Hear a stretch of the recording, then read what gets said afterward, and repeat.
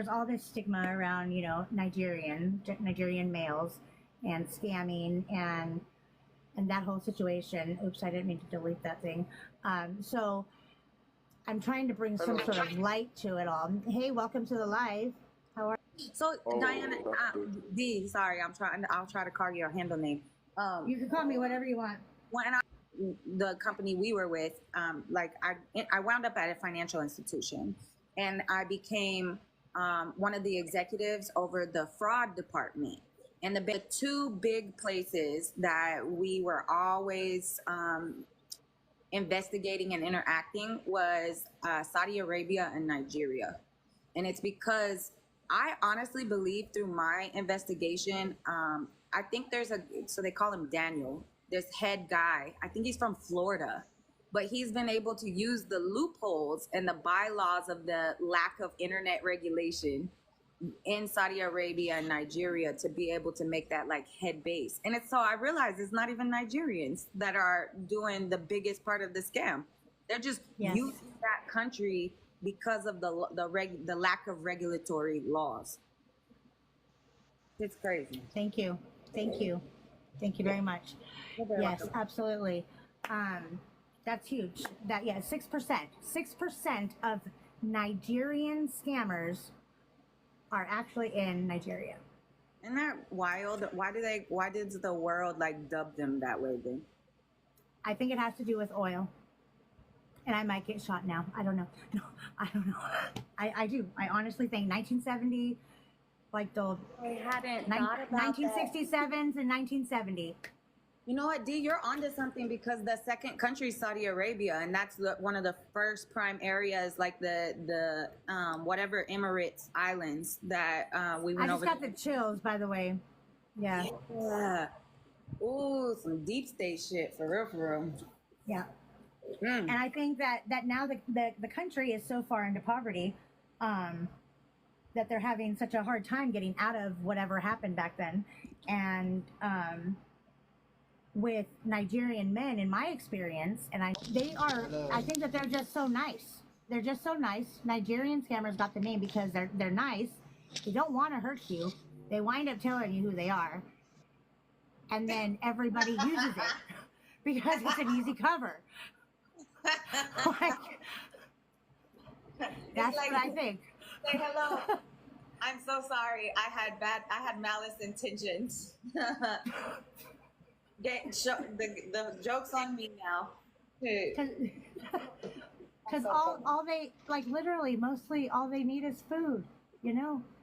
I mean, yeah, there's your handful of them that are kind of, you know, not so nice, but they still are nice. They're still nicer than most American men that I've ever met.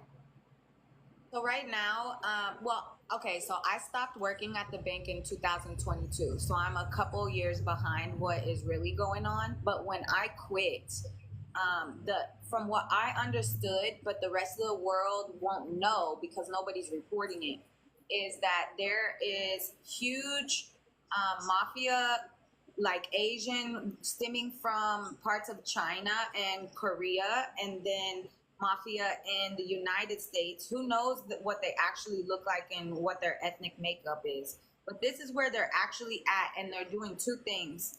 They're going after people's land in Asian countries because it's so easy to scam and take over complete lots that, like, maybe the family member got sick and they were the only person left, so nobody's really governing the house, right? So they go to an old people's home or a sick people's home, and then the scammers come in and sell their land and take all the money, the house. And then in America, it's like these groups of people, crime people, that come together, and all they do is pry on older folks. And so they're wiping out their bank accounts. And so anyways, all people in the United States see the news reported about the outcome of all the people who've been impacted. And they're not being told how or why. And so it's easy for them to be conditioned and brainwashed, because the United States broadcasting journalists love to be like, oh, it's Saudi Arabians and Nigerians. They're stealing everybody's money worldwide. What? how do you what evidence do you have that supports that? Especially if the banks themselves, if our fraud people, because we work directly with the feds, if we can't get these people and we're following them from IP number to IP number and they're most likely somewhere in Florida, then why is the news reporting all these other things? It just doesn't make sense. Yes, I think it's that news is so influential to everything. But I would watch old folks their bank accounts just be wiped clean because they somehow were spoken to in a way to where their password could be figured out, or they just gave willingly the password for their online bank account, right? And within a matter of days that money got pushed into all these different accounts, and there's nothing you can do to get the money back when someone gives access to someone else. And that's the quote unquote fraud, is I called you and somehow figured out your password and then I transferred all your money out. I don't know. I don't know. There's a lot of things that I have to say, and it's interesting that you brought up oil because that's probably why I always wondered if we can follow these people, why haven't we been acting on it? But you just said it. There's probably a larger benefit for the powers that be for this to continue on. Mm-hmm. Yeah, and maybe I honestly think that I think that Nigeria is just broke. Like they just don't have any money, and they're in so much debt, and they're like the black sheep of the family of all the continents. Absolutely. I just saw the chat. That's a Diana, Diana. hello, please. Point of correction, you understand? We Nigeria, you understand, we have a lot of money. You understand? We have a lot of money. Just that